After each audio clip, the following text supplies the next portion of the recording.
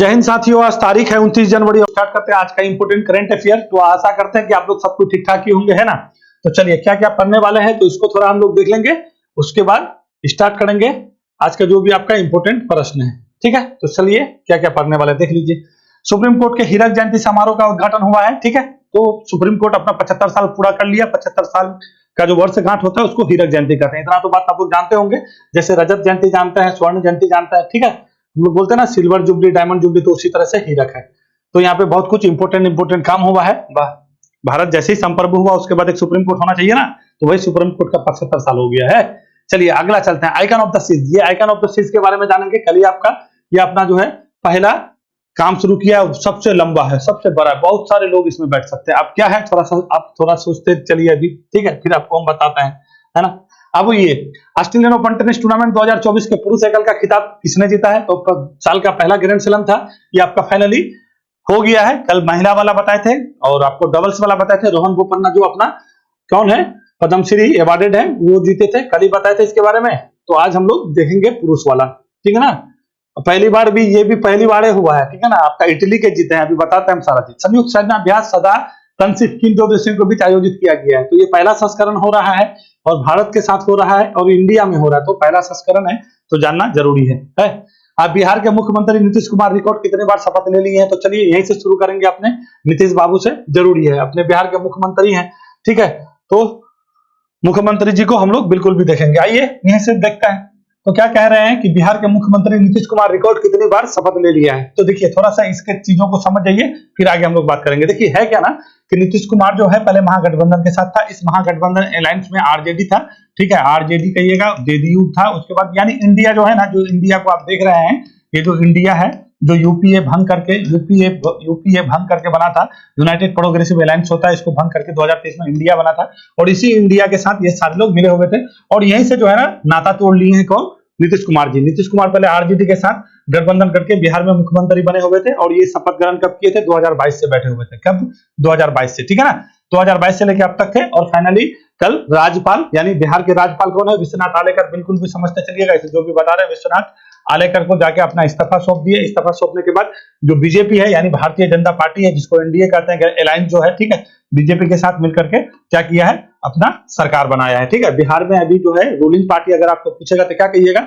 NDA के साथ कौन है, जेडीयू है, ठीक है, जेडीयू है, ठीक है ना, ये जेडीयू, एनडीए के साथ जेडीयू है, और 9वीं बार शपथ ले ली है। कितना बार ले ली है, 9वीं बार ले ली है। तो इतना तो बात तो समझ ही गए होंगे कि पहले किसके साथ था, आरजेडी के साथ था। आरजेडी के सुप्रीम कौन है, तो लालू प्रसाद है, उसी के पार्टी के साथ इसका अलायंस था। 2022 में लास्ट टाइम लिए थे शपथ, फिर कुछ दिन चला, यानी मतलब कहने का मतलब कितना, 1.5 साल चला होगा, 2022-23 नहीं, 2.5 साल के करीब चला है।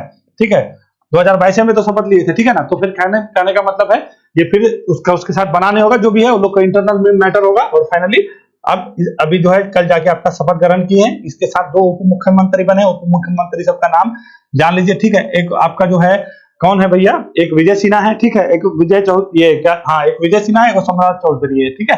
तो ये लोग बीजेपी के हैं, ये दोनों आदमी, इसको भी जान लीजिएगा, ठीक है। सम्राट चौधरी बीजेपी के हैं और विजय सिन्हा जी हैं, ये भी बीजेपी के हैं, जो उप मुख्यमंत्री बने हैं बिहार के। तो बिहार के उप मुख्यमंत्री पहले तेजस्वी यादव हुआ करते थे, अब कौन है, विजय सिन्हा है और सम्राट चौधरी है। सम्राट चौधरी कौन है, तो ये लोग बीजेपी के हैं। तो आइए थोड़ा नीतीश कुमार जी के बारे में हम लोग जान लेंगे, थोड़ा अपना बिहार के भी बारे में जानेंगे, ठीक है। तो ये सारा चीजें देखिए, सबसे पहले अभी आपको क्या बोले हैं कि बिहार का जो राज्यपाल है, राज्यपाल के द्वारा राज्यपाल को पहले इस्तीफा दिए। कल ना बोले कि 28 जनवरी को, अगर आपको स्मॉल डेट भी पूछ दे तो ये भी थोड़ा सा ध्यान देकर चलिएगा, 28 जनवरी को राज्यपाल को इस्तीफा दिए। क्यों दिए राज्यपाल को इस्तीफा, किसी भी राज्य का कार्यकारी जो अध्यक्ष होता है, संवैधानिक अध्यक्ष जो होता है, वो कौन होता है, राज्यपाल होता है, बस इसको भी याद चलिएगा, ठीक है, राज्यपाल। और भारत मतलब राज्य में एक राज्यपाल होगा, आर्टिकल कितना में कहा गया है, 153 में कहा गया है, आर्टिकल 153 में एक राज्य के लिए एक राज्यपाल होगा, ठीक है, जो केंद्र का क्या होगा, प्रतिनिधित्व करेगा, यानी केंद्र का एजेंट भी कह सकते हैं, जो भी कह लीजिए,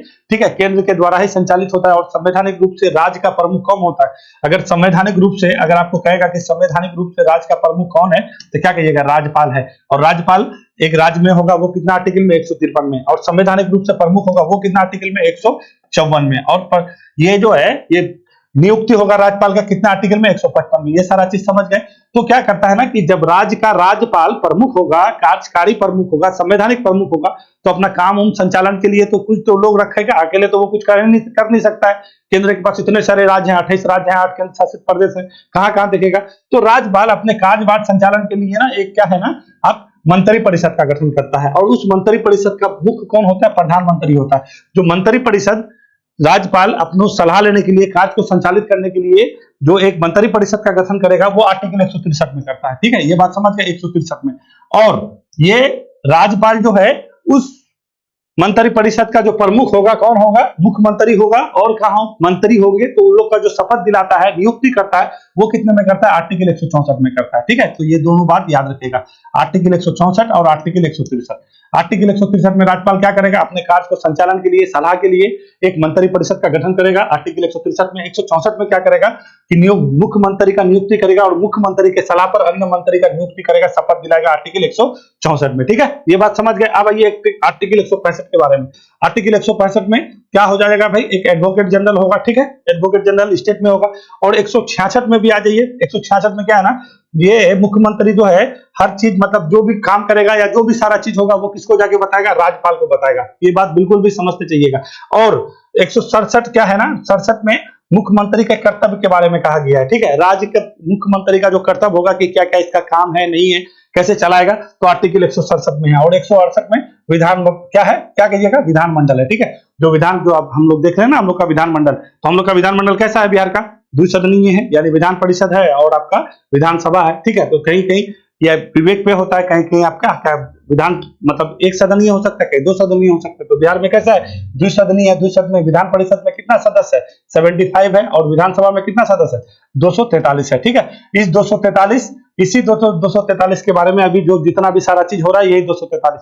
तो क्या हो, भारत, बिहार क्या मतलब, हम लोग का देश क्या है, लोकतांत्रिक सरकार है। लोकतांत्रिक सरकार का मतलब क्या, बहुमत का सरकार। बहुमत का सरकार मतलब जनता के द्वारा या जनता के बहुमत की इच्छा के अनुसार जो इच्छा होगा, जो सरकार का डिमांड होगा, वही सरकार चलाएगी। तो इच्छा क्या है, बहुमत का मतलब क्या हो गया, 243 है, तो 243 का आधा की जगह जी, आधा की जगह तो कितना हो जाएगा, 100 कितना होता है, 122, हाँ 122 से मानिए, 122 मानिए, यानी 50+1 ही तो होता है, 50+1 होता है। तो इसमें से क्या है ना, जो इस बार आपका जो इलेक्शन हुआ था लास्ट टाइम बिहार में विधानसभा में, तो नीतीश कुमार को जो है ना, इसको ज्यादा सीट नहीं है। ठीक है ना, इसको कितना है भैया, इसको ऐसा ही है, 46 सीट है। कितना कहिएगा, इसको 46 सीट है। ठीक है, और बीजेपी को कितना है, 78 है, और आरजेडी को कितना है, 79 है। इन लोगों को इतना इतना सीट है। एगो हम पार्टी है, हम किसका है, तो जीतन राम मांझी का पार्टी है, उसको 4 सीट है। ठीक है, तो ये 79 है, ये 78 बीजेपी है, और 46 कौन है, ये नीतीश कुमार है। ठीक है, तो ये लोग हमेशा इधर से छूट करके उधर जाता है, उधर से छूट करके इधर आता है।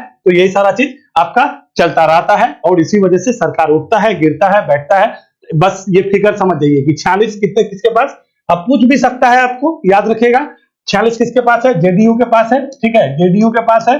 78 किसके पास है, बीजेपी के पास है। और 79 किसके पास है, आरजेडी के पास है। ठीक है, आरजेडी के पास है। तो और 4 किसके पास है, हम के पास है। ठीक है, और हम का जो है एगो आपका मंत्री का शपथ भी लिया है कल। ठीक है ना, इसके बेटा है, बड़े अच्छे नाम है, संतोष कुमार सुमन नाम है। ठीक है, सुमन जो है जीतन राम मांझी के पुत्र हैं, इसको भी शपथ कल दिलवाया गया है। तो चलिए, नीतीश कुमार कब कब बने हैं मुख्यमंत्री, इसको थोड़ा सा हम लोग देख लेंगे। तो मुख्यमंत्री सबसे पहली बार 3 मार्च 2000 को बने थे। ठीक है, याद रखिएगा, पहली बार 2000 में बने थे। फिर 2015 तक कोई भी लफड़ा उफड़ा नहीं था, आराम से जीतते गए, बनते गए, कोई बात नहीं था। फिर 2014 में इस्तीफा दे दिए थे। क्यों इस्तीफा दिए थे, जब लोकसभा का इलेक्शन हुआ था, हार गए थे, तो इसका दिमाग खराब हो गया। जब दिमाग खराब हो गया तो इस्तीफा देने के बाद जीतन राम मांझी को मुख्यमंत्री बनाए थे। फिर जीतन राम मांझी से भी इसका जो है अपना विश्वास खो दिए। फिर जो है उसको हटा करके फिर से खुद मुख्यमंत्री का शपथ लिए 20 नवंबर 2015 को। यहीं से खेल शुरू होता है। फिर 2017 में 6ठी बार बने। फिर 2019-16 में 7वीं बार बने। फिर 2010 मतलब 22 में 8वीं बार बने। फिर आपका 28 जनवरी 2024 में ये 9वीं बार मुख्यमंत्री बने हैं। तो पहली बार कब बने थे, 2000 में, और अंतिम बार कब बने हैं, तो और ये रिकॉर्ड हुआ है। रिकॉर्ड हुआ है, इसी वजह से हम लोग को जानना जरूरी है कि नहीं है। 9वीं बार है, समझ रहे हैं। अभी कल आपका ट्रेंड में चल रहा था कि पहले कोई ऐसा मुख्यमंत्री है जो मुख्यमंत्री रहते हुए मुख्यमंत्री बनने के लिए इस्तीफा दिया। ठीक है, तो इस तरह से कोई बात चल रहा था। तो इन सब चीजों को ध्यान नहीं देना है हम लोग को। ठीक है, तो हम लोग के क्या है स्टेट के मुख्यमंत्री हैं और नीतीश कुमार जी हैं, और 2 उप मुख्यमंत्री होंगे तो कौन हो जाएंगे, एगो आपका विजय सिन्हा जी हो जाएंगे, बीजेपी के हैं, और एगो सम्राट चौधरी हैं, वो भी बीजेपी के हैं। तो रविवार को राज्यपाल राजेंद्र विश्वनाथ आलेकर ने उन्हें, अच्छा अभी क्या कह रहे हैं आपको, राज्य का संवैधानिक प्रमुख कौन होगा, राज्यपाल होगा, और राज्य के निर्वाचन, तो आपका राज्य का मुख्य निर्वाचन आयुक्त होता है, उसकी नियुक्ति, राज्य के वित्त आयोग का, जो वित्त आयोग का गठन, उसके बाद आपका जैसे बीपीएससी है ना, मतलब बिहार, अरे राज्य लोक सेवा आयोग, ठीक है, इसके प्रमुख सारे लोग का जो है नियुक्ति कौन करता है, राज्यपाल करता है। किसके सलाह पर, मुख्यमंत्री के सलाह पर। ये बात याद रखिएगा, ठीक है। तो राज्यपाल हम लोग के लिए बिल्कुल भी जरूरी है। स्टेट का मतलब प्रत्येक राज्य के लिए एक राज्यपाल होगा, आर्टिकल कितना में, 153 में, ठीक है। और संवैधानिक प्रमुख होगा, कार्यकारिणी प्रमुख होगा आर्टिकल 154 में। तो वही है विश्वनाथ आलेकर जी, ठीक है। ये विश्वनाथ आलेकर हम लोग के कौन है, तो राज्यपाल है। तो विश्वनाथ आलेकर ने उन्हें मुख्यमंत्री के पद की शपथ दिलाई है, कल ही दिलाई है, राजभवन में होता है, ठीक है। इसके बाद विजय कुमार सिन्हा और सम्राट चौधरी उप मुख्यमंत्री का शपथ लिया है, ठीक है। फिर डॉक्टर प्रेम कुमार, विजय चौधरी, विजेंद्र यादव, ठीक है। और लोग देखिए, विजय चौधरी, विजेंद्र यादव, ये सब जो है ना जेडीयू के, श्रवण कुमार, संतोष कुमार सुमन, ये तो हम हैं। उसके बाद निर्दलीय विधायक है सुमित सिंह, ये लोग सारे लोग कल क्या लिए हैं, शपथ लिए हैं मंत्री के लिए। तो थोड़ा सा ये फिगर पता होना चाहिए। फिर अपना मंत्रिमंडल का भी विस्तार करने वाले हैं, सारा जो भी चीज है, ये सारे चीज को डिपार्टमेंट को अलग अलग मंत्री को देंगे। तो यही है, ठीक है। ये सम्राट चौधरी है, ये विजय कुमार सिन्हा है, और ये हम लोग के मुख्यमंत्री जी है। तो 9वीं बार मुख्यमंत्री बन गए। पहली बार कब बने थे, तो 2000 में बने थे, ठीक है। और थोड़ा सा चलिए, अब थोड़ा सा बिहार को हम आपको दिखाते हैं। बिहार में टोटल कितना परमंडल है भैया, बिहार के बारे में बताइए। बिहार में टोटल कितना परमंडल, बिहार में टोटल 9 परमंडल, ठीक है। तो 9 परमंडल को थोड़ा सा देख लीजिए। सबसे पहले तिरहुत परमंडल है, ये वाला देख रहे हैं। उसके बाद आपका सारण परमंडल, ठीक है। फिर इधर आइएगा पटना परमंडल, ये आपका मगध परमंडल, ठीक है ना।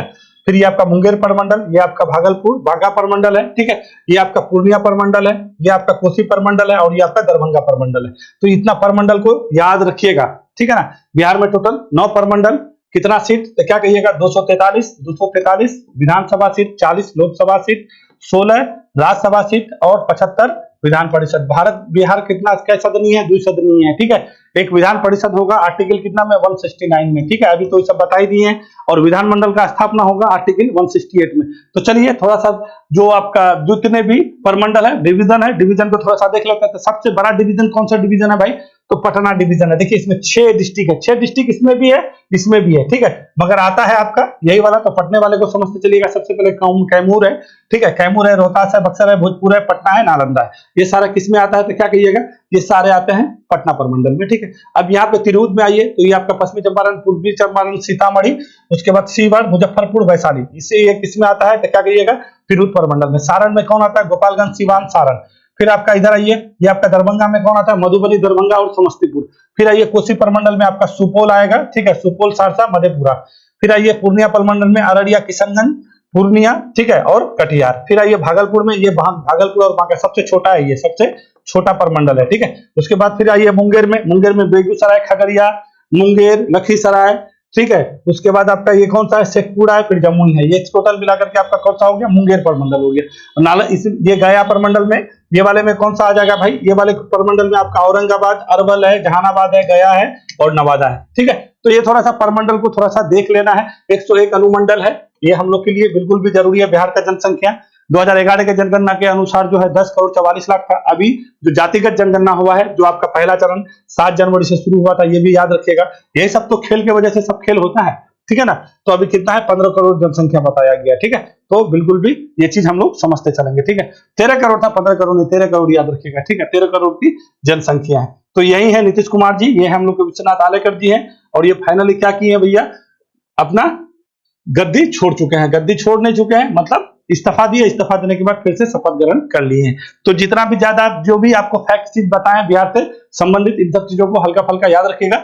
2000 में सबसे पहली बार बैठे थे, अब तक 9 बार बैठ चुके हैं, ठीक है ना। ऐसा करने वाले पहले मुख्यमंत्री हो गए अपने इंडिया के, है ना। संयुक्त सैन्य अभ्यास क्या है, तनसीफ किन 2 देशों के बीच चलाया जाता है, तो सबसे पहली बात ये जानिए कि संयुक्त सैन्य अभ्यास क्या है, ये सदा तनसीफ है, ठीक है। ये सदा तनसीफ का पहला संस्करण है, आपका राजस्थान में हो रहा है। कहां पे कहिएगा, राजस्थान में हो रहा है, ठीक है।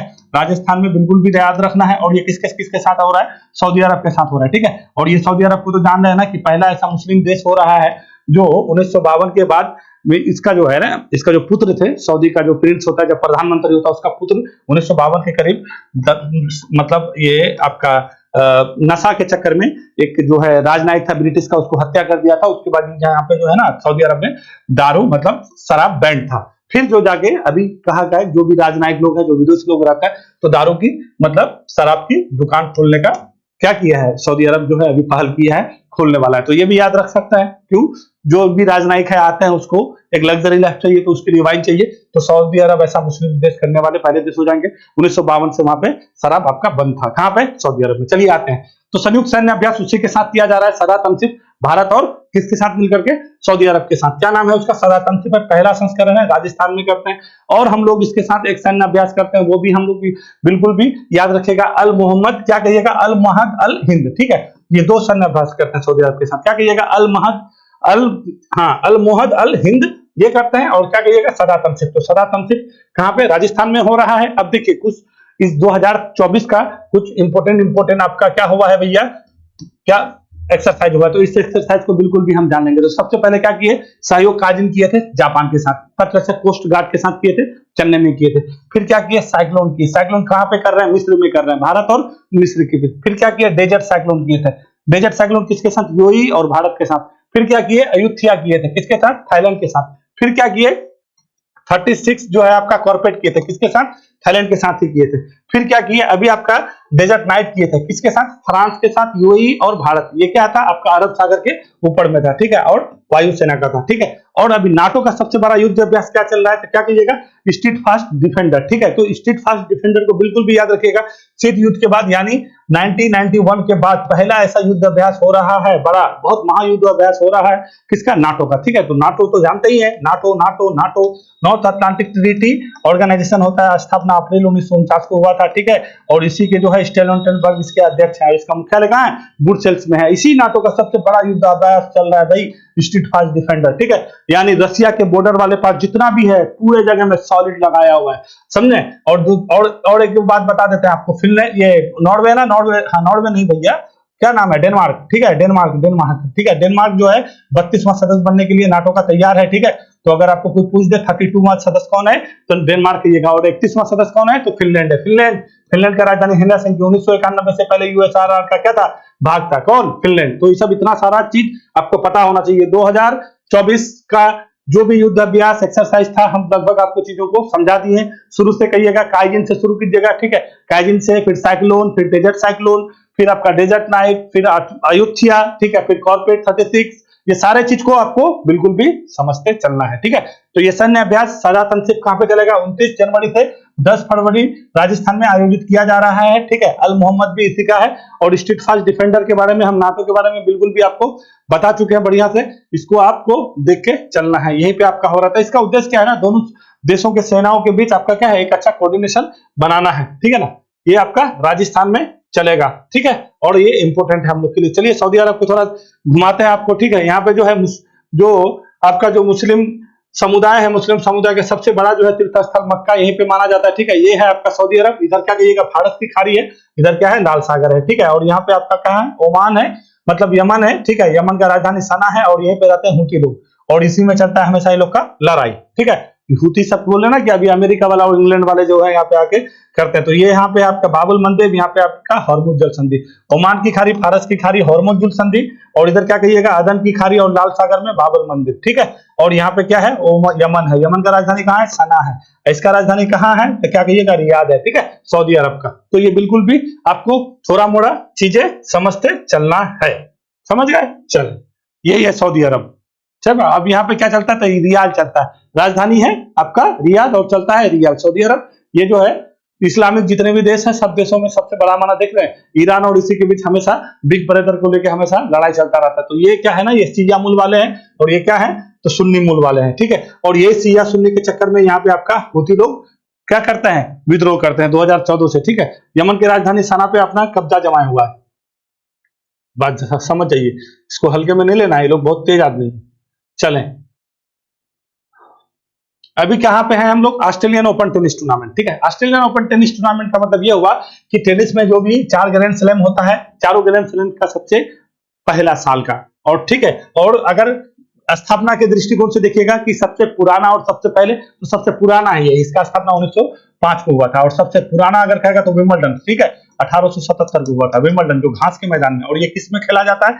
हार्ड कोर्ट में खेला जाता है। इस बार कहाँ खेला जा रहा है? तो मेलबर्न में खेला जा रहा है। मेलबर्न कहाँ पे? ऑस्ट्रेलिया में है, विक्टोरिया का राजधानी है। जो 6 प्रांत है, कल भी बताए थे हम, तो उसी का वहीं पे आपका मेलबर्न में ये खेला जा रहा है। तो कल आपको बताए थे कि महिला वाला एरिना सेबेलेंका जो बेलारूस की है, वो जीत गई है चाइना को, हांगजिंग को हरा करके, ठीक है। और पुरुष डबल्स वाला जो हम लोग का भारतीय मूल के हैं, भारतीय मूल के नहीं, भारतीय हैं, बेंगलोर के हैं, कौन है भैया? रोहन बोपन्ना, वो जीत गए हैं। उसके जो जोड़ी है डबल्स वाले, एक मैथ्यू एब्डन है जो ऑस्ट्रेलिया के हैं, और रोहन बोपन्ना है। और रोहन बोपन्ना को इस बार पद्मश्री भी दिया गया है, एकदम समझते चलिएगा। तो फाइनली जो है वो डबल्स का जीता है। अभी हम क्या पूछ रहे हैं?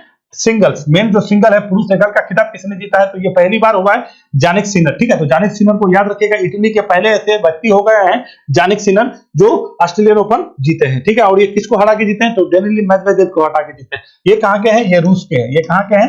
रूस के हैं। और ये जो आए थे फाइनल में, ये नोवाक जोकोविच को हरा के, जो अब तक का सबसे अधिक ग्रैंड स्लैम जीतने वाले, 24 बार जीते हैं, ठीक है। नोवाक जोकोविच सर्बिया का है, ठीक है। सर्बिया का राजधानी बेलग्रेड, यही सर्बिया, ठीक है।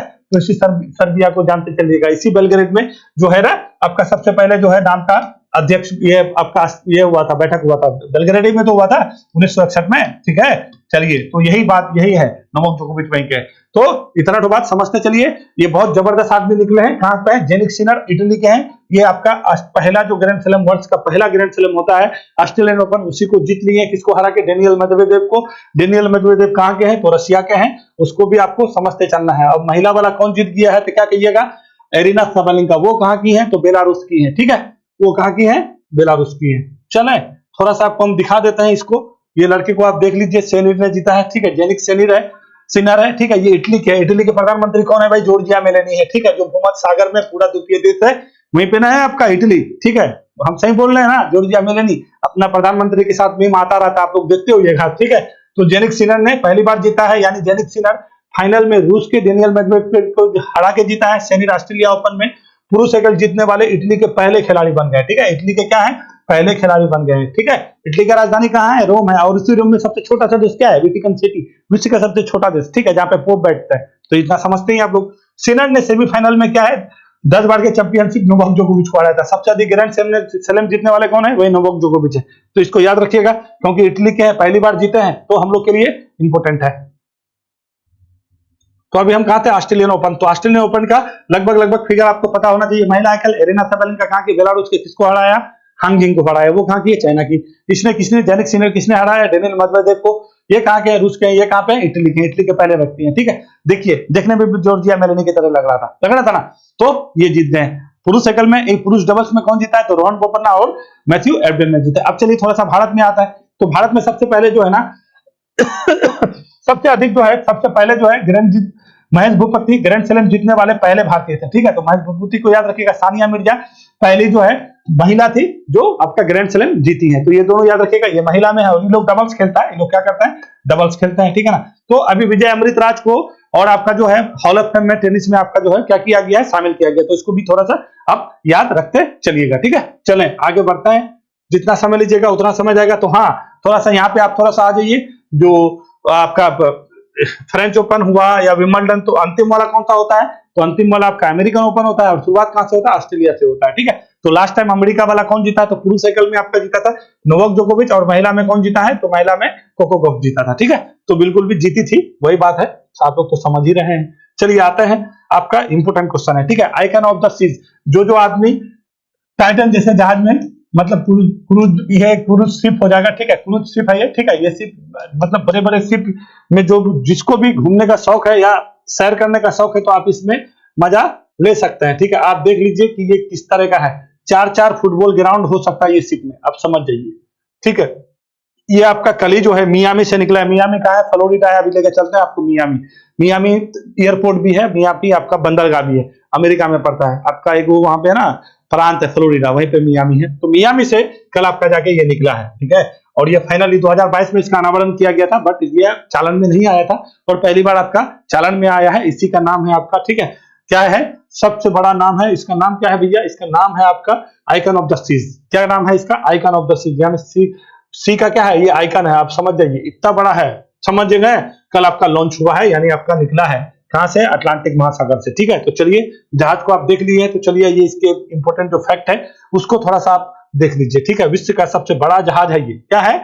विश्व का सबसे बड़ा क्रूज जहाज है। ठीक है, पानी जहाज बोलिएगा, हवाई जहाज नहीं है। ठीक है, आइकन ऑफ द सीज क्या है भाई? विश्व का सबसे बड़ा क्रूज शिप है, सबसे बड़ा है। ठीक है, बहुत बड़ा है, बहुत बड़ा है। ठीक है, कितना है भैया? 7600 यात्री और 2350 चालक दल के लोग बैठ सकते हैं उसमें। ठीक है भैया, 1200 फीट लंबा है, 365 मीटर लंबा है। 365 मीटर यहाँ नहीं होता है, हम लोग का हाइट कितना मीटर लंबा है तो अब तक आप लोग देखे होइएगा। तो जब 365 मीटर यहाँ पे बहुत ज्यादा लंबा जहाज है, कितना 7600 यात्री बैठ सकते हैं, 2350 चालक दल है, 1200 फीट की लंबाई है भैया। ये मियामी बंदरगाह से अपनी पहली यात्रा शुरू की है। ठीक है, रॉयल कैरिबियन समूह के द्वारा इसको बनाया गया है। ठीक है, जो इसके मालिक है रॉयल कैरिबियन समूह है, तो इसको भी थोड़ा सा जानते चलिएगा। विश्व का सबसे बड़ा क्रूज जहाज आपका बनाया गया है किसके द्वारा? रॉयल कैरिबियन समूह के द्वारा। तो कैरिबियन सागर थोड़ा सा आपको यहाँ पे लेके चलते हैं, मियामी आपको हम दिखा देते हैं क्योंकि जरूरी है, नहीं देखिएगा तो सब गड़बड़ हो जाएगा। मैप से संबंधित चीजों को समझते चलिएगा तो कभी गड़बड़ी नहीं होगा आपको बिल्कुल भी। देखिए ये है मैक्सिको की खाड़ी, गल्फ ऑफ मैक्सिको है, ये आपका अटलांटिक महासागर है, ये अटलांटिक महासागर में ही आता है। ये आपका फ्लोरिडा है। ठीक है, इसी फ्लोरिडा में यहाँ पे आपका मियामी है। ठीक है, इसी मियामी से आपका ये जहाज निकला है जिसका नाम क्या है? Icon of the Seas. कितना है भैया? तो 300 कितना है भैया? हाँ 1200 फीट के करीब करीब लंबाई है, जिसमें से कितना 3200 लोग। ठीक है, 2300 चालक दल, इतने सारे लोग सकते हैं। बड़ा बड़ा फुटबॉल ग्राउंड है, बहुत सारा रेस्टोरेंट है, आप उस पर रह सकते हैं, सारा चीज का आनंद ले सकते हैं। ठीक है, जितना भी चीज आपका रोजमर्रे की जिंदगी में होता है सारी चीज का आप आनंद ले सकते हैं उस क्रूज में। तो ये मियामी से निकला है। ठीक है, और ये ऐसे करके आपका करके एक द्वीप में घूमने के लिए निकला है और पहली बार निकला है। 2022 में इसका अनावरण किया गया था और फाइनली आपका ये अभी चालन में शुरू हो गया है। तो चले, मेरे हिसाब से समझ गए हैं, जितना आपको इंपोर्टेंट फैक्ट देना था हम आपको दे चुके हैं, यहाँ पे और कुछ आपका बचा नहीं है। तो ठीक है, 7600 यात्री बैठेंगे, 2300 चालक दल है, कितना मीटर लंबा है? 365 मीटर लंबा है, यानी 1200 फीट। और कहां से निकला है? तो मियामी से निकला है। ठीक है, किसके द्वारा बनाया गया? रॉयल कैरिबियन समूह के द्वारा बनाया गया है। और उसका नाम क्या है? तो क्या कहिएगा? Icon of the Seas. ये है किसके तरह ना? ये एक तरह से आपका जो है टाइटैनिक था ना, जो आपका 1912 में घटना घटा टाइटैनिक भी अटलांटिक में तो जाके आइसबर्ग से टकराया था। ठीक है, तो वहां पे आपका अटलांटिक महासागर में वो वाला कौन सा जगह है? बड़ा बढ़िया नाम है उससे, अटलांटिक के महासागर में जाके आइसबर्ग से टकरा गया और वो आपके साथ घटना कर गया। तो उसी के तरह लंबा चौड़ा, उसी की तरह एकदम फुल लग्जरी लाइफ, मतलब 50 साल से इस जहाज का काम चल रहा था, 50 साल से, और फाइनली जाके अभी आपका ये आपका निकल के सामने में आया है। चले आगे चलते हैं, आगे समझिए। सुप्रीम कोर्ट के हीरक जयंती समारोह का उद्घाटन किसने किया है? तो सुप्रीम कोर्ट का हीरक जयंती बराबर क्या समझे? Diamond jubilee. Diamond jubilee, diamond मतलब हीरा होता है ना, तो जुबली मतलब जुबली, जयंती, और हीरक मतलब डायमंड, तो हीरक जयंती। अब देखिए थोड़ा सा बात को समझते हैं। हम लोग आजाद कब हुए? 15 अगस्त 1947 को आजाद हुए, बट भौतिक रूप से आजाद हुए थे, मानसिक रूप से और कानूनी रूप से आजाद नहीं हुए थे। ठीक है, मानसिक रूप से और कानूनी रूप से आजाद हम लोग को हुए 26 जनवरी 1950 को, यही ना हुए थे, तभी ना हम लोग क्या हुए 1950 को, 26 जनवरी 1950 को हम लोग कानूनी रूप से मानसिक रूप से आजाद हुए। क्यों हुए भाई? जब अपना देश के द्वारा, अपना देश के लोगों के द्वारा, अपना देश के हित को देखते हुए देशों के लिए जो संविधान बनाया गया, जो कानून लागू हुआ, तो अपना कानून लागू कब हुआ? 26 जनवरी 1950 से। उससे पहले कौन कानून था? तो इससे पहले भारत शासन अधिनियम 1935 था। तो भारत शासन 1935 अधिनियम के जगह में अपना संविधान, भारत के संविधान सभा के द्वारा जो संविधान बनाया गया, ठीक है, जिसको बनाने में 2 साल 11 महीना 18 दिन लगा, तो उसी संविधान को 26 जनवरी 1950 को लागू होते ही हम लोग क्या हो गए? क्या कहिएगा? हम लोग हो गए संप्रभु, लोकतांत्रिक गणराज्य बन गए। संप्रभु क्या बने? संप्रभु लोकतांत्रिक गणराज्य बनने के बाद जब आप एक संघ का निर्माण करते हैं, ठीक है, संप्रभु बन जाते हैं, और संप्रभु का मतलब क्या हुआ? बाहरी हो या आंतरिक हो, किसी का कोई दबाव नहीं है, अपना फैसला अपने से ले सकते हैं, अपना देश को अपने से चला सकते हैं, किसी का आंतरिक बाहरी कोई दबाव नहीं, सब कुछ हम हैं, क्योंकि संप्रभु है। लोकतांत्रिक मतलब खुद का, पब्लिक का क्या हो जाएगा? इच्छा के, बहुमत का इच्छा होगा, उसी हिसाब से कानून चलेगा। तो भैया उसके लिए तो एक न्यायालय होना चाहिए, ये जो संविधान बना है इस संविधान को देखने के लिए होना चाहिए। तो इसी संविधान के लागू होने के बाद देश में पहली बार अपना सुप्रीम कोर्ट का जो गठन हुआ था 28 जनवरी, कब हुआ था? 28 जनवरी 1950 को हुआ था, 1950 को। तो क्या कहिएगा? अपना समय कहेगा कि सर्वोच्च न्यायालय का स्थापना कब हुआ था? तो 28 जनवरी 1950 को। क्यों? जैसे हम लोग संप्रभु हो गए, जैसे हम लोग गणराज्य बन गए, वैसे ही हम लोग के पास क्या होना चाहिए? एक न्यायालय होना चाहिए जो इन सारे चीज को क्या देखे। न्यायालय का काम क्या है? न्याय देना। तो न्याय किसको देगा भैया? जिसके लिए कानून बनेगा, तो उसी कानून का व्याख्या करना है, कानून का सबसे सर्वोच्च सारा चीज देख रेख का काम किसके पास है? सर्वोच्च न्यायालय के पास है। तो इसी सर्वोच्च न्यायालय का कितना साल हो गया है? 75 साल हो गया है। तो इसी का हिरेक जयंती हो रहा था। कहाँ पे हो रहा था भैया? तो आपका सुप्रीम कोर्ट जहां होगा वहीं होगा। ठीक है, जब सुप्रीम कोर्ट बना था ना, तो इसमें ज्यादा लोग नहीं थे। ठीक है, उसमें बहुत कम थे। एक आर्टिकल आता है आपका, हम लोग के संविधान में ही लिखा गया है कि भारत का एक क्या होगा? सुप्रीम कोर्ट होगा। देखिए, सुप्रीम कोर्ट का इतिहास थोड़ा सा ले चले, आपको ले चलता है, थोड़ा सा ले चलेंगे, बिल्कुल भी समझते चलिएगा। 1935 में भारत शासन अधिनियम आया था ना, उसमें क्या बोला था?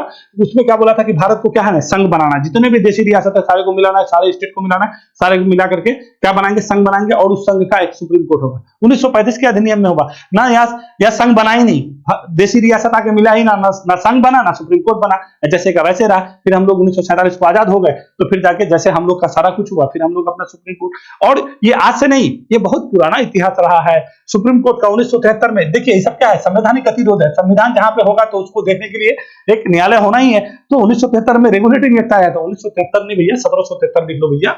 कितना लिख लो भैया? 1773 लिख लो।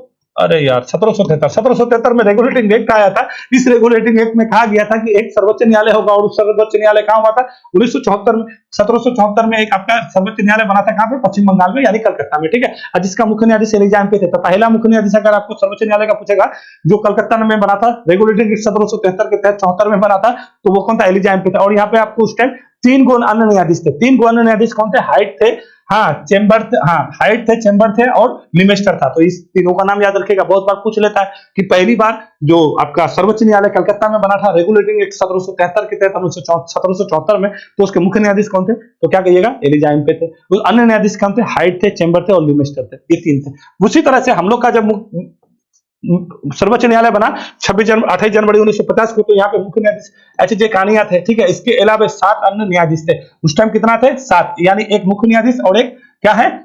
आप 7 अन्य न्यायाधीश। और ये बात कहा कि भारत का एक सर्वोच्च न्यायालय होगा, आर्टिकल 124 में कहा गया है। ठीक है, और इसका जो है सर्वोच्च न्यायालय के मुख्य न्यायाधीश या आनंद न्यायाधीश की नियुक्ति के भी बारे में आपका 124 में ही है, और इसका जो है रिटायर भी 124 में है। मगर इसका क्या कहिएगा? भत्ता, वेतन, उतन, सब कितने हैं? 125 आर्टिकल में है। ये बात भी समझते चलिएगा। तो उस टाइम एक मुख्य न्यायाधीश और 7 अन्य न्यायाधीश। फिर 2019 9 तक लेके आते हैं। 2009 तक 31 ही आपका था, 31 + 1। फिर आपका 2019 में क्या हुआ? संशोधन हुआ, और इसमें बढ़ा करके कितना कर दिया गया है भैया? तो अभी क्या हो जाएगा भाई? 34 है ना, 30 मतलब 33 अन्य न्यायाधीश होगा और एक मुख्य न्यायाधीश होगा, यानी टोटल 34 होगा। ठीक है, तो ये बात समझ जाइए, यानी 31 की जगह 33 हो जाएगा। यानी 33 पहले कितना था?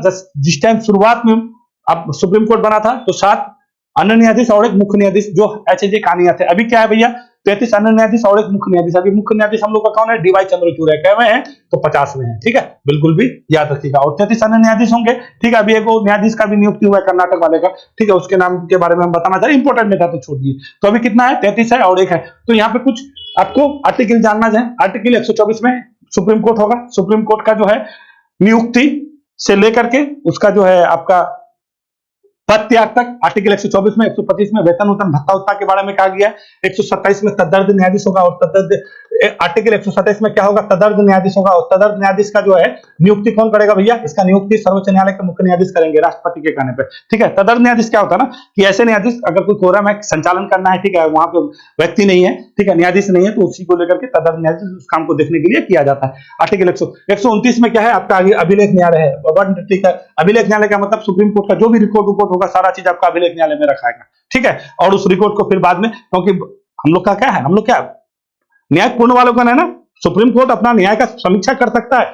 आर्टिकल 137 में, आर्टिकल 137 में न्यायपूर्ण वाले का ना, जब तक रिकॉर्ड नहीं रखिएगा तो कैसे पूर्ण मतलब न्यायिक समीक्षा कीजिएगा। अगर सुप्रीम कोर्ट भी अपना जो जजमेंट है, अगर उसको लगेगा कि कभी हम उसमें गड़बड़ कर दिए हैं या फिर नहीं, उसमें कुछ सुधार करना चाहिए, तो यही न्यायिक पूर्ण वालों का हम लोग अवधारणा अमेरिका से लेकर आए थे। और आर्टिकल 127 में तो वो सारा चीज देख रेख के लिए क्या चाहिए भैया? एक अभिलेख न्यायालय चाहिए। ठीक है, तो अभिलेख न्यायालय आर्टिकल 129 में है। ठीक है, और तदर्थ सॉरी आपका न्यायपूर्ण वालुकन होगा तो कितना? आर्टिकल 137 में। कहां से लिए हैं? तो अमेरिका से लिए हैं। और एक आपको आर्टिकल बहुत पूछता है 143 में क्या है ना, कि राष्ट्रपति क्या है ना, सर्वोच्च न्यायालय के न्यायाधीश से क्या कर सकता है, परामर्श दे सकता है, परामर्श लिख सकता है, यानी बात कर सकता है। ठीक है, 143 137 न्यायिक अवलोकन, मतलब सुप्रीम कोर्ट अपने ही जज अपना ही फैसला का क्या कर सकता है, फिर से समीक्षा कर सकता है, उसको गलत सही घोषित कर सकता है। ये बात जान लीजिएगा। आर्टिकल 37 ये सारा चीज क्यों करेगा भैया, जब तक वो उसका पास अभिलेख न्यायालय नहीं होगा, सारा रिकॉर्ड को नहीं रखेगा, तो सारे रिकॉर्ड को कहां पे रखेगा, आर्टिकल 129 में 127 में तदर्थ न्यायाधीश है। तो ये सारा सुप्रीम कोर्ट का बहुत कहानी है, जितना अभी छोटा मोटा चीज है, जो मोटा मोटा चीज है आपका रिवीजन करने के लिए हम आपको बता दे रहे हैं। तो कहानी 1773 से निकलता है कि कोई भी अगर कानून नियम होगा तो वहां का संविधान होना चाहिए, न्यायिक प्रणाली होना चाहिए। लोकतंत्र के लिए ये बहुत ज्यादा जरूरी है। तो जब हम लोग संप्रभु हो गए, लोकतांत्रिक हो गए, गणराज हो गए, तो हमारे पास संविधान को देखने के लिए न्याय का क्या बोलता है, कानून का शासन, डायसी बोला था, नहीं बोला था, सेपरेशन ऑफ पावर, कौन बोलता है, मॉन्टेस्क्यू बोला था, नहीं, शक्ति का पृथक्करण, क्या कहिएगा, कार्यपालिका, न्यायपालिका, विधायिका। तो न्यायपालिका भैया ये चेक एंड बैलेंस की काम करता है। अगर विधायिका कोई गलत कानून बना दिया है तो उसको देखने का काम कौन करेगा, न्यायपालिका करेगा। तो ये लोकतंत्र का ये तीन खंभा, इस तीन खंभा को चेक एंड बैलेंस करना बहुत जरूरी है। कल जाके ये बात कह रहे थे प्रधानमंत्री मोदी जी, ठीक है, कि क्या है, कानून का शासन होना चाहिए, और ये बात डायसी बोला था। ठीक है, ये बात जरा समझते चलिएगा। तो प्रधानमंत्री नरेंद्र मोदी के द्वारा क्या कर दिया गया ना भैया, इसके द्वारा कल आपका हीरक जयंती का स्थापना मतलब उद्घाटन किया गया है। हम लोग 75 साल पूरा कर लिए हैं, और इसी के उपलक्ष्य में आपका 2-3 चीज कल क्या कर दिया गया, लागू किया गया। उद्घाटन के साथ ही डिजिटल सुप्रीम कोर्ट रिपोर्ट, ठीक है, तो ये बिल्कुल भी याद रखिएगा। इसमें क्या है ना, 1950 से लेके 1950 से लेके अब तक जितना भी फैसला है, यानी लगभग 36,000 फैसला है, ठीक है, ये सारा चीज हर एक पब्लिक तक निःशुल्क पहुंचाना है। ठीक है, कौन प्लेटफॉर्म की वजह, कौन प्लेटफॉर्म से, तो digital supreme court report, DG, जिसको डीजी एससीआर भी कह सकते हैं। ठीक है, बिल्कुल भी याद रखिएगा। कहेगा कि डीजी एससीआर का लॉन्च किसने किया था, किससे संबंधित है, सुप्रीम कोर्ट से संबंधित। इसमें क्या होगा, 1950 से लेकर अब तक जितने भी फैसले हैं, सारे फैसले को ऑनलाइन आप निःशुल्क देख सकते हैं। वो ऐप होगा आपका, ऑनलाइन प्लेटफॉर्म है, वहां पे जाके देख सकते हैं कि कौन फैसला में क्या कहा गया, सुप्रीम कोर्ट का सारा रिकॉर्ड आपको मिलेगा। एक तरह से आपका वो अभिलेख न्यायालय है, आर्टिकल 129 है। ठीक है, समझे। अगर आपको कभी कुछ लगेगा तो फिर सुप्रीम कोर्ट क्या करेगा, 137 के तहत उसको न्यायिक पुनरावलोकन करेगा, अपना समीक्षा करेगा, हमारा अपना जजमेंट का। ठीक है, तो ये बात समझ जाइए। तो इसका क्या किया है, लॉन्च किया है, इसका नाम क्या है, digital supreme court report, DG SCR भी कहिएगा। ठीक है, डिजिटल कोर्ट को भी लॉन्च किया है। ये डिजिटल कोर्ट 2 क्या है, ये क्या है ना, जितने भी जिला न्यायाधीश है, ठीक है, जिला न्यायालय है, उसके न्यायाधीशों का जो भी आपका फैसला होता है, उसको रिकॉर्ड को संरक्षित करने के लिए आपका ये किया गया है। ठीक है, डिजिटल कोर्ट 2 बिल्कुल भी इंपोर्टेंट है, समझते चलिएगा। प्लेटफॉर्म का सर्वोच्च न्यायालय के निर्णय को नागरिक को निःशुल्क क्या करना है, डिजिटल उपलब्ध करना है। यही आपका क्या नाम है इसका भैया, डीजी एससीआर। ठीक है, सारे लोग देख सकते हैं। आपको तो बोले 1950 से लेकर अब तक लगभग 36,000 आपका ऐसा जजमेंट है जो आपको वहां पे रखा हुआ है। जाइए आप पूरा पूरी देखिए कि क्या क्या लिखा है। ठीक है, और अभी जो आपका बोले 2.0 भी किए हैं। ठीक है, क्या 2.0 भाई, डीजी को 2.0 किए हैं। ये क्या है, अदालत में न्यायाधीश की कोई भी रूप हो, ठीक है, यानी जिला अदालत का न्यायाधीशों का जो है कोई भी ई रूप में उसको रिकॉर्ड करने के लिए अदालती रिकॉर्ड को उपलब्ध कराना है। कहां पे, जिला अदालत में। किसमें, तो क्या कहिएगा, डीजी कोर्ट में। अब देखिए कल सर्वोच्च न्यायालय का नया वेबसाइट भी लॉन्च किया गया है। ये सब बिल्कुल भी याद रखिएगा। सर्वोच्च न्यायालय का नया वेबसाइट, आपका नया वेबसाइट आया है। सर्वोच्च न्यायालय का नया वेबसाइट भी कल लॉन्च किया प्रधानमंत्री मोदी जी। तो कल आपका हीरक जयंती था, कहां पे था भैया, सुप्रीम कोर्ट में, मतलब दिल्ली में हम लोग का मुख्य उच्चतम न्यायालय कहां पे है, दिल्ली में है। उच्चतम न्यायालय का स्थापना होगा आर्टिकल 124 में। ठीक है, इसका काम क्या है, सब तक न्याय पहुंचाना। सबको क्या, जो व्यक्ति का मौलिक अधिकार है, मौलिक अधिकार देखना। ठीक है, काम किसका है भैया, सुप्रीम कोर्ट का है। तो सुप्रीम कोर्ट के हॉल के में नहीं लेना है। हम लोग के मुख्य न्यायाधीश कौन है, डीवाई चंद्रचूड़ है। और मुख्य न्यायाधीश के अलावा अन्य न्यायाधीश कितने हो सकते हैं, 33 प्लस 1, और शुरुआत में कितना था, 7 प्लस 1 8। ठीक है, और पहले हम लोग के मुख्य न्यायाधीश कौन है, तो क्या कहिएगा, ये एच.जे. कानिया थे। और नहीं है क्वेश्चन मेरे हिसाब से, जो भी आपका इंपोर्टेंट पार्ट था। ठीक है, ये सब चीज को समझते चलिए, आपको परीक्षा में बहुत सहायता देगा, बहुत सहायता देगा, इतना सहायता देगा कि आप सोच नहीं सकते हैं। चलिए, वीडियो देखने के लिए धन्यवाद। फिर हम लोग मिलेंगे कल, यानी 30 जनवरी को। नमस्कार।